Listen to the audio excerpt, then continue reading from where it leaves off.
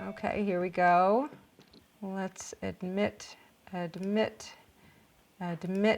I feel like a bouncer in a nightclub. Welcome to our Moms Meetup. My name is Isabel Rose. I am co-chair of Mothers Against Lyme, a Project Lyme initiative. It's great to see you as always. We truly are here to support each other as women, as patients ourselves with Lyme disease, or mothers of children with Lyme disease. Unfortunately, we're often both the patient and the caretaker. You can really say anything that's in your mind, in your heart. Tears are allowed, laughter is allowed, anger is allowed. Who wants to start? I was a patient misdiagnosed with multiple autoimmune diseases for 32 years. I transmitted Lyme disease and co-infections to all 4 of my children who have never had a tick bite.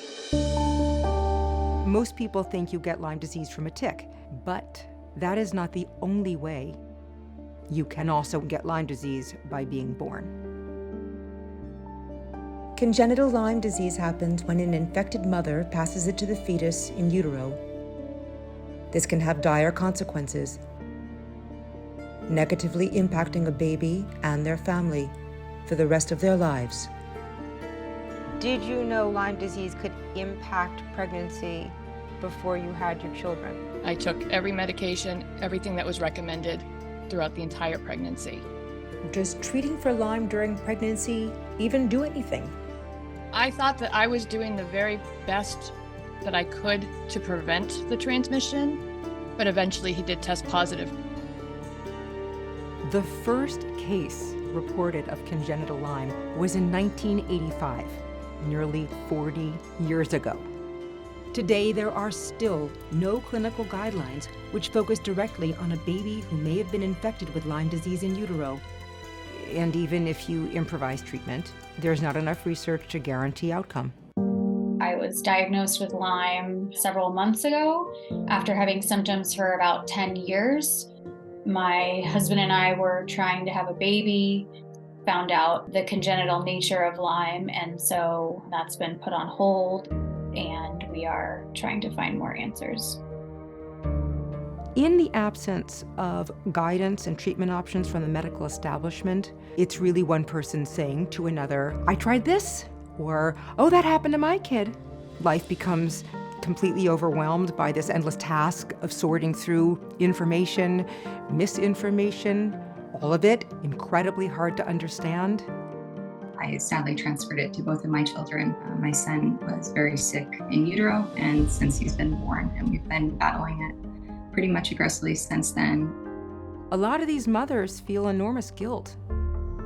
I know because I'm one of them. We look at our children and wonder what role we played in their suffering.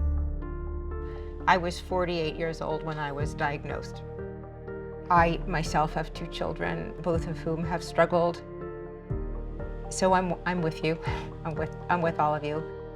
He was born very, very small. Started getting really, really sick. She was so thin. My second born, She was born with it. Blood tests, ultrasounds, x-rays. Difficulties with his swallowing. fatigue, neck pain, Drenching sweat. sore throat He pain. couldn't speak All clearly, this testing that this poor kid has had to go through. and nobody could figure out what was going on with them.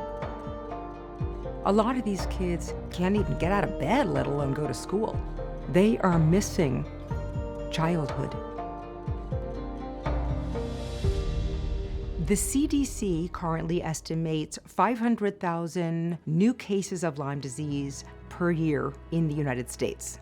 That number balloons to 3 million when you factor in people who report chronic post-treatment Lyme symptoms.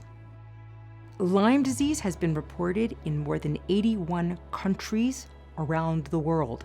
I wonder why congenital Lyme disease is not at the very top of the research priority list.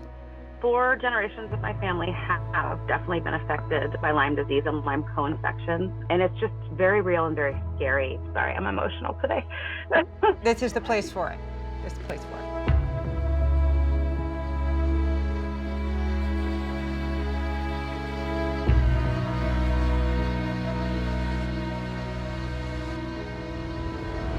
To learn more about congenital Lyme disease, go to mothersagainstlyme.org.